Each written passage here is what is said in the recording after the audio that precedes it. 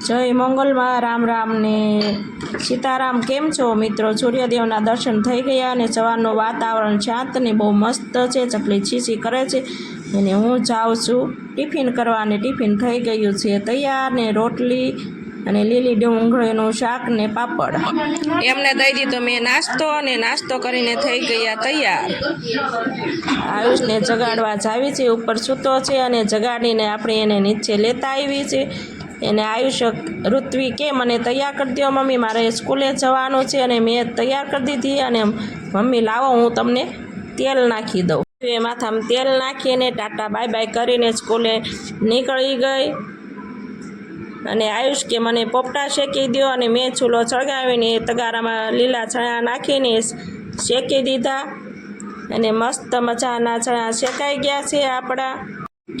અમે બંને બપોરા કરવા બેસી ગયા, રોટલી બટેટાનું શાક અને ઠંડી છાશ ને આયુષને તો લીલા ચણાની મોજ લઈ લીધી।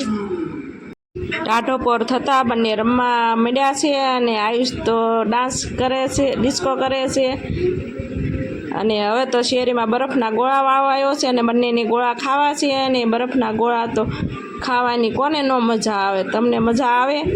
અને અમે ગોળા ખાવાની મોજ લઈ લીધી અને આ વિડીયો ગમ્યો હોય તો લાઈક કરો, શેર કરો અને સબસ્ક્રાઈબ